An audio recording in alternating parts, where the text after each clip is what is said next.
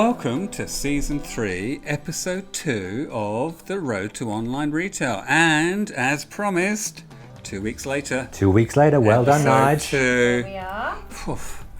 Now, this week, we're going to deep dive into... Artificial intelligence for retail. Okay. Yes. Why? Why? Because this is what gives the small business owner a big leap forward. I think, we were talking last episode where you were saying it levels the playing field. I think personally, it even puts small businesses ahead of the curve. Yes. And I think the things that we're going to discuss today are different tools and platforms that enable them to get ahead. So the specific tools and platforms. Yeah. So that's why I like working with you. No, seriously. Many years ago, he said to me, you've got to meet Miranda because, Kev, she does things that you don't do. She understands the detail application of specific things to smaller businesses. You do a lot of big picture stuff, you cascade that down to smaller businesses, but when it comes to detail, hands on the tools, Miranda does it time and time again. And every time I talk to you, I learn from you. Yeah, and let me just fill that out a bit. So what happened with Kevin's course on shopper experience in the online world and the story of all your Toys R Us and Hobby Warehouse and how you use shopper experience as your point of difference, people who did the course loved it, but they wanted to know exactly how to apply it, which is why we came to you. And you've come up, because the thing you had was this about awareness, engagement, something, and transactions. Yeah. And so how do you turn this big picture stuff into the nitty gritty? Yeah. Hence your marketing. Exactly. That's right. And now with AI, we can go to another level. And it's really about executing in really smart ways that increase productivity and that help the small business owner out. Okay. So where are we going to start this episode then, Miranda? So I think probably the best place to start is virtual assistants and chatbots, because I know that you know from your experience as well, in the online space, you know, there are times at night where your workforce are in bed. But somebody over the other side of the world may need to ask a specific question about your business. And if you can't answer that question there and then, you've potentially lost that transaction. So online retailers have known for quite a while that virtual assistants and chatbots are very useful and can help to, you know, increase sales. But until AI, they've had limited functionality. In other words, for a small business owner, you had to kind of program your little chatbot, and there was only so much that you could do in a kind of automated way, and it wasn't that easy for you to use. But AI takes the world of virtual assistant and chatbots to a whole new level. One of the things I think that's been really amazing about what OpenAI did was when they came and they kind of released, you know, ChatGPT and we're now into ChatGPT 4, they let anybody plug into the API. And so you've seen people be able to build these incredible applications utilizing that model, but creating specific use cases. And now small business owners can actually utilize many different little tools and platforms that can help them create chatbots and virtual assistants for their business in a brilliant, very, very simple way. In a collaborative way. Yeah. So we've talked over many episodes that collaboration is the backbone to everything. Yeah. And when we collaborate together, we have better businesses, we have better charities, we have better sporting teams, we have better families, we have better the whole collaboration. So that whole concept of saying, it's ours, plug in, but it becomes yours. Yeah. So we've created... And I also think that's something that lots of people haven't picked up, is that a lot of the apps that are appearing are just using the common engines in the background. Correct. That's really what we're saying here, isn't it? Correct. So, when you sat talking to me about virtual shopping assistants, I had this thing in my head about virtual shopping assistants, and then you started to talk, and it completely changed my understanding of what a virtual shopping assistant driven by AI does. And that, for anybody who's done endless aisle in Amazon, which drives you to distraction. So everybody says, isn't it great I can get anything from Amazon? No, you can't get anything from Amazon. You can get often every single thing you need apart from the thing you actually need. Yeah. So the endless aisle, when it isn't focused, is a nightmare, and people go on board the big sites, the massive marketplaces, the big agglomerators that bring together lots and lots of different categories, And it's just frustrating. You you enter the site with a desire to purchase something and leave only with frustration and an hour of your life gone away. Yeah. So tell everybody, Yes. virtual shopper. Yes. So there's two different things here. The first thing is the virtual personal shopper, which is the first thing that blow your mind. Yeah. And then we'll go on to talk about the virtual sales assistant, because they're two slightly different things. But we'll start off with the personal shopper. So one of the things that I think is going to be absolutely and utterly revolutionary online is when we start to use AI virtual shopping assistants. Now, let me just give you an example of what that is. I right now, and I really am, looking for a particular pair of shoes, right? I want this black pair of shoes, but I want a certain type of heel. And I want a certain design on the front of the shoe, and I want it to have a zip. Now that's not common, right? And for me, looking on Google, the way that I'm having to search for that, right? I am absolutely not finding what I want, but I can educate my virtual personal shopping assistant and say it's this and it's this high, and I want a zip, and I want it this, and I don't want to spend more than that, and it will then go off and not stop until it's found me what I'm looking for. And that's going to change everything, because that blows search out of the water. It blows, like you were saying, endless shopping in the Amazon. So really, that is a revolutionary moment. And that's so close. And bringing that back to people who are passionate about a specific thing and curate them, that then enhances their ability to be able to sell those niche, high value things. So the fact that you've gone to your virtual shopping assistant and said, I want to brief you because I'm passionate about this. When it's out there, I want to buy it. Now I'm going to put a price point. I'm sure if it comes back and says, we've got one of those, but it's a bit more expensive, you're going to say, that's great. It's taken me so long to find this. Yeah. I want it. And think what this is going to do when you're looking to purchase a house. Right now, we often have to give those to a very specific real estate person who's going to go and find that kind of property for us, right? Think what it's going to do there. Think when we're looking to buy a car. And the inputs we can do. So that is, in my opinion, an absolute game changer. And we are literally so close to being there. The other thing which blew your mind. Yes, when I saw it.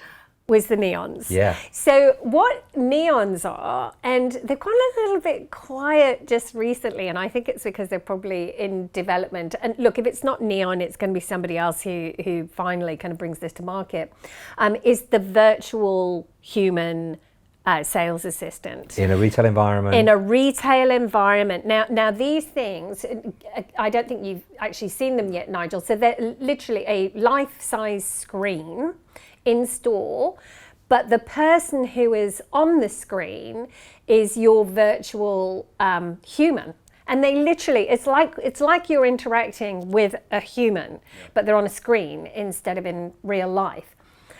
But the branding, that person completely and utterly embodies that brand. Now, we've talked a lot about personas and avatars.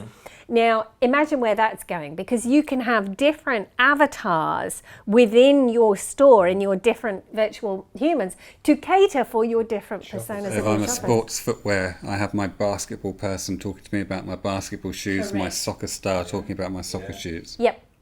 From a branding perspective, but because they are AI, they've got absolute supreme knowledge of every single solitary product in your line. What about the staffing element of all this then? It is going to have an impact on industries. Because also already companies like Uniqlo, am I right? They're using virtual checkout, and obviously you've got the Amazon auto checkout stuff. Yeah. Kevin, tell me about what's going on with that area. So Amazon specifically have now commercialized it, and you can now buy a store for about 250,000 US. So you basically, put anything in? Anything like in there that allows you to go in and you can shop any item as long as all the SKUs are loaded up, the SKU data is loaded up, the images are loaded up, payment terms are loaded up. You can walk in, choose it, and walk out. So the specific things that have to be done to allow it to happen, but you can now buy that store. So it's not a franchise. It is basically the retail payment. We talk about the retail trifecta. It's the last of them, seamless payment. Yeah. Now there's on top of that there's ease, and I know that if it's impulse shopping I can get in and out quickly and all those good things, but you're basically buying an absolutely seamless payment system. Who's doing stuff with that? I don't know who's actually using them yet, but I was talking to someone in the US who said they're starting to sell it and sell it commercially. So I can buy an off-the-shelf functional retail business, Yeah. which I then curate my stock for. Absolutely.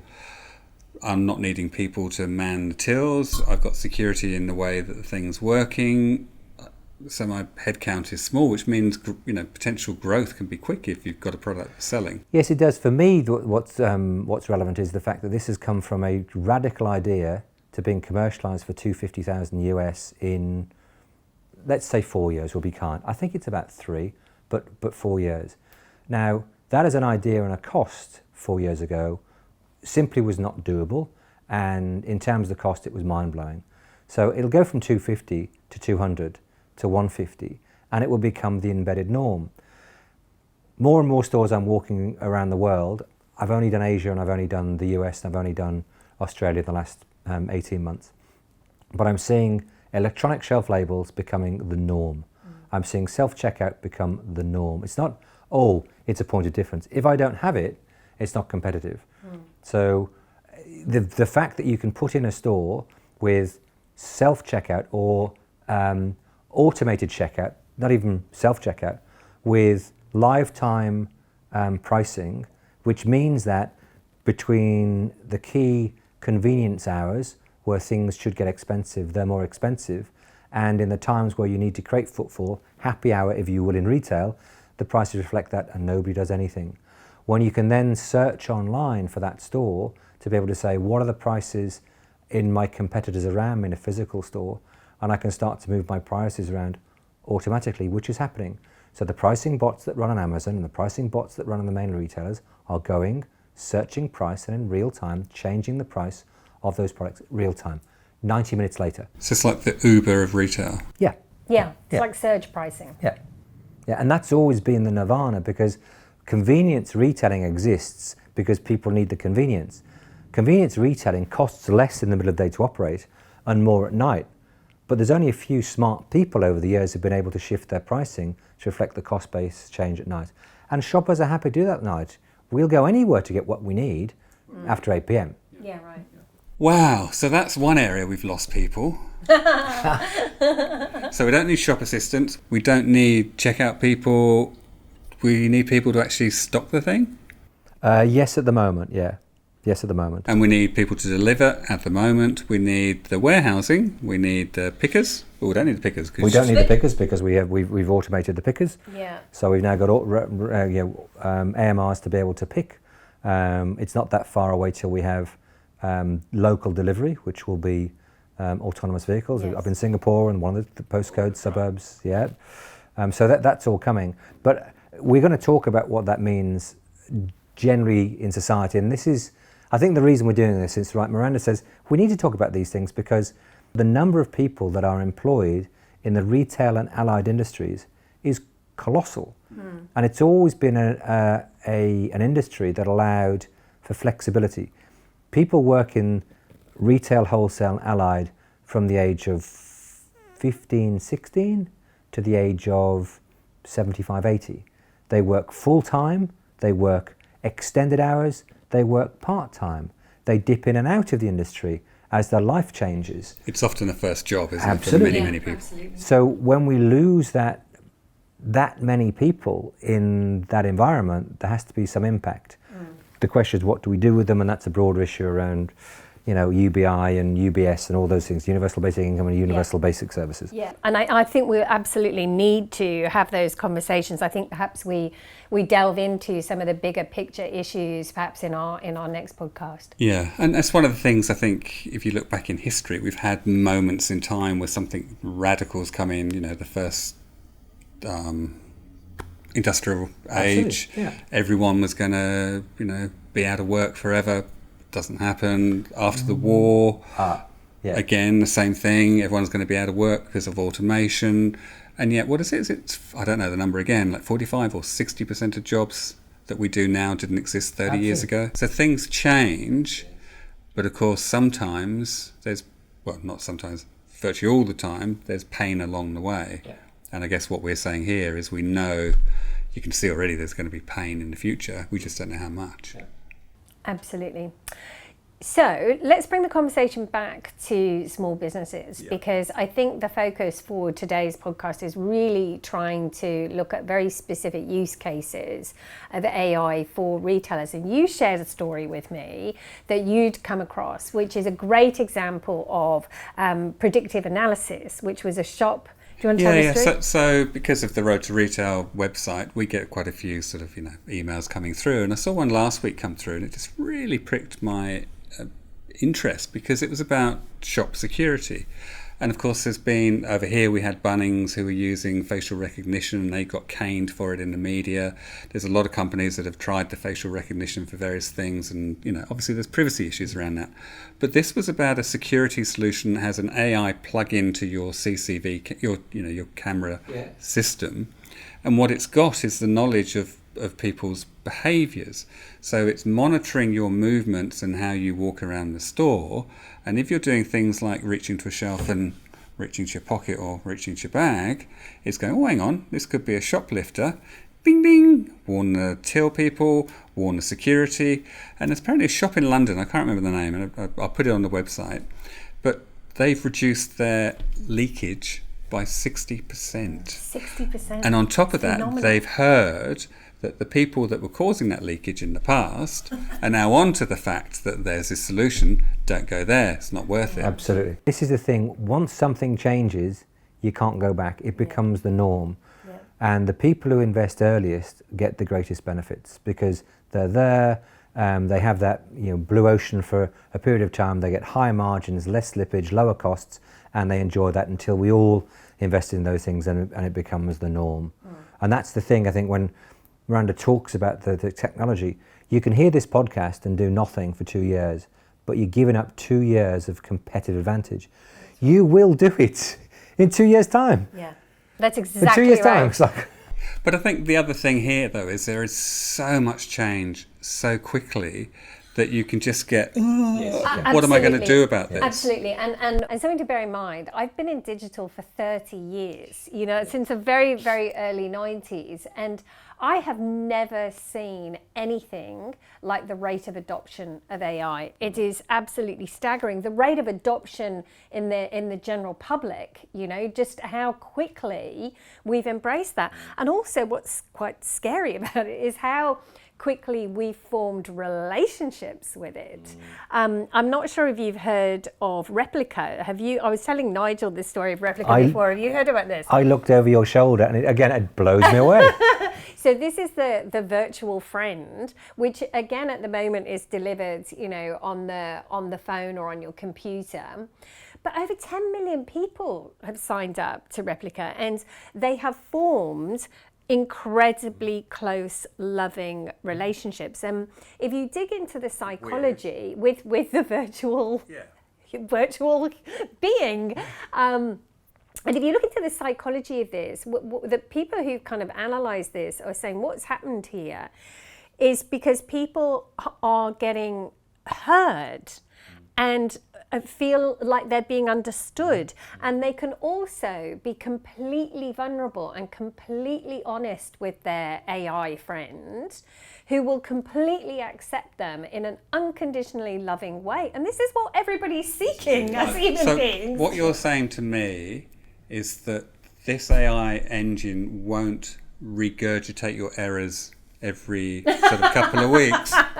Is that what you're saying? I think you may be personalising the conversation. Okay. Is this why I'm single? Now, I've got to tell you a funny story with Replica. Well, it's not a funny story, actually. It's a tragic one for people who've been very upset by this. But there was a subscription program with Replica, which when you paid, it unlocked the, how shall I put it, the sexting element of the Replica. adult element. The adult element. And people have had this for a long time, and they have fantastic, experiences with this. And then Replica got into trouble, I think, again, because of the whole privacy and data stuff, which we keep coming back to, because they're worried about underage stuff. And so overnight, they changed their algorithms and they changed how these virtual assistants were working. And I'm not joking, people were suicidal because it was like their husband or their lover had had a frontal lobotomy. And they weren't the same anymore, and they'd gone, and they're absolutely heartbroken, like literally heartbroken from that experience. So Miranda, what are we talking about here? We're talking about how you can use AI to build relationships. And so Kevin, the relationship thing is obviously incredibly important. So absolutely, as we talk about the retail trifecta, well-trained, passionate staff, that's what we're looking for. So if we have that through Neon, and the physiology and intonation and clothing that we expect of somebody representing that brand, whether it be Gucci or it be Coca-Cola or it be Toyota or it be Rolex, it doesn't matter. If that's what we expect, then we've got no dissonance. So one of the biggest issues we ever had with luxury retailing was to have this relationship with the brand forever, if you are with the consumer marketing element. And then I walked into store, shopper marketing came from this. I walked in the store and I went, that's not what I was expecting. I expected the people around that brand to look like this. I expected the store to look this. I've seen all these glossy magazines, I've seen on television, I've seen the movie theatres, and this is what it looks like. And I've come into this store and it's a bit dark, it's old, the people I'm dealing with aren't people would just leave. And we had this great dissonance between brand marketing, consumer marketing, imagery, and what was happening with the shopper. Retail brand health, we used to call it. So the consumer brand health could be very strong, and all the recall and the research was saying this is a great brand. But then we learned from it, because we'd stop shoppers coming out of the store and we'd say, what do you think of the brand? Wasn't expecting that. And that's why we ended up with the Apple stores being so cleverly put together. When Ron Johnson did that, he understood it was a manifestation of the brand, and the only way they could do it was they had great resellers, but they had to invest in their own brands. Then we saw Microsoft do it, then we saw Lego do it, then we saw the luxury brands do it, then we saw Tesla launch only with their own dealerships, so all these things come back to how do we get that consistency. And I think when you showed me Neon, I went, wow. When you then take it to Replica, I'm building a relationship. I build relationships with people that I shop with regularly. I build a relationship with the cafe owner down the road. I do. I really do. I build a relationship with a tailor if I still get tailored clothes. With a jeweler when I go and buy jewellery for my wife, and they say, oh, Kevin's back again. It must be a birthday. It must be Christmas. It must be an anniversary. So this is important. Could this also bring back department stores more? Because the thing that happened in my sort of view with department stores is they'd have a lot of product, but then the staff vanish because they couldn't afford the staff. And so you go around going, well, I don't know where to find what I want because there's no one to tell me. So if you put these things back into the places where they've already lost the staff, can they find their niche again? Yes, I think they can. And it also allows brands. So we know that the department store model is now online with the marketplaces, where I can have my own range as a manufacturer of brands in a big marketplace, and I'm responsible for all of it. I'm responsible, not the marketplace. I look after the price, the range, the promotion, the discounting. Often I'm doing all the shipping with my boxes from my warehouses direct to shopper's home. So you take that analogy and bring it into a physical retailing space. As the brand owner, yes, I can go back there and I can have Neon representing my brands, my pricing. All I'm doing, the same as I do with an online marketplace, is I'm paying a commission, I'm paying a fee to be in that physical space. So Miranda, Yes. where's the lowest hanging fruit from the sort of small business retailer point of view? So I would say definitely the virtual assistants and chatbots. I would get onto that straight away. If you don't already have, a little thing in the corner of your website that says, hey, if you've got a question, I can help, I would get one of those on as quickly as possible. And you know what this means? We're going to need to add a chatbot to the Road to Retail website now. See, he's an Damn it. early adopter, nice. I'm good with early adopter. Yeah, sorry, what else?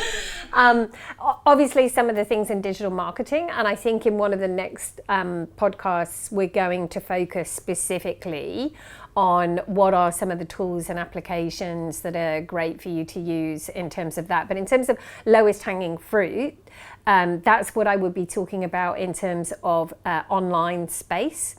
And in terms of in-store, what do you think, Kevin, in terms of lowest hanging fruit? I mean, you've got fraud detection stuff, not just the things that you were talking about with the predictive analytics, but you've got fraud detection stuff that you can be using in-store, which helps you identify fraudulent transactions.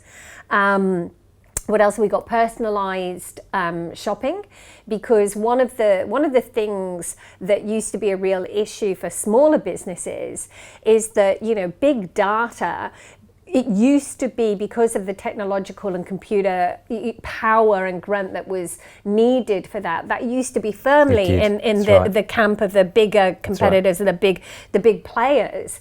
Whereas now with AI, we can crunch through this data in an easy way. So for a smaller player in business, they can now start to really understand their customers' behavior and start to give personalized marketing, personalized deals and offerings on a very, very targeted level for a specific individual. And for not vast expense. Correct. And to people and shoppers they've never met. That's correct. So when we sat in the big end of town 5 years ago, and the data, dunnhumby and all the amazing businesses around the world were taking data, and they were taking the data from within the pillar, you know, within the column of the retailer, and they were then taking transactions that were alongside it. So they take some telco data, they take some credit card data. It was still within the shopper. The shopper had to have visited the store before they could really understand who that shop was. Yeah. Now, because we're cutting across every single retailer on the planet, you don't need to meet the shopper. Correct. And you're now seeing products come out which is taking that to a whole new level. And again, this is something that is now in the realms of the smaller to medium-sized businesses. For example, Topeka, one of the products that they have just brought out, right, is the ability to be able to do competitive analysis either by competitor, by brand. So you can go, oh, I want to emulate that brand over there. So let me have a look at their demographics, their data, their campaigns, their keywords, right? They've got another tool where you can get that information by keyword. So if you know that, you know, one widely searched term for your type of product is X, you can now go and look specifically in terms of the data around that word and find out what campaigns you should be doing, what other keywords you should be using, what are the demographics. You can really get this ton of information, which you never had access to this before. So can I ask? Just to put into context, so that's exactly why you're representing Topeka. That's what I was about to say. So I think it's really important that what you do is you explain in great detail what it does, because you sit in the middle of hundreds of different applications and tools for over 30 years, thousands of different applications and tools. You've seen them come and go, and this one has really sparked your interest right now. And life is about right now. You know, it's about, is it relevant now? I think it's really worthwhile you going deep on what Topeka does. Yes, so I first started using Topeka back in 21, and I started using them because I started to have real issues with some of my Facebook and Instagram advertising results. This was all post iOS 14 when people could opt out of tracking, and my Facebook and Instagram advertising results went way down. Yeah. And so I had looked overseas to find out, you know, what other options there were out there, and I came across some options in America, Topeka being one of them. And how Topeka works is you layer it between your Facebook or whatever social channels you're advertising on, between those social channels and your ad campaigns. So you kind of plug them into Topeka. And that overrides the algorithms of whichever channel you're advertising on. And the kind of data that it can amass and learn and the level of intel that it's able to gather through doing that means that your results go on steroids, basically. And yeah, so we've been using them for over a year. And then we started in 21, and then 22 we started using them across all of our clients. And then in 23, we decided to become affiliates for Topeka, just because we actually wanted to bring that opportunity to more Australian businesses. So yeah, that's what we did. I think we've covered a lot of ground today on AI. Hopefully it's given you stuff to think about at home. There's so much, it is a rabbit hole you can fall down. However, let's bring it back to what we offer to you. So we're going to pop up on our website some background resources and things to look at, so people can come to our site and click through to go down that rabbit hole. And of course, the thing we do offer is how you can actually get yourselves in a good position to benefit from your online business through our courses. So go to theroadtoretail.com and check out the courses, check out the resources, and sign up and do Miranda's webinar that's coming up, because it's, we get to talk about these things, Nigel, and the reason we've done this is to understand that being able to engage with Miranda and detail a group of people, ask those questions specifically relevant to your business at a moment in time, I think is gold. And for you to commit to doing that, I think is fantastic. So we're going to have a webinar very soon. Check the website for dates, and we would deep dive during that webinar into what we can do for you in your business. So thank you for listening today, and don't forget to check it out, theroadtoretail.com. Thank you, Kevin. Pleasure, Thank Nigel. you, Miranda.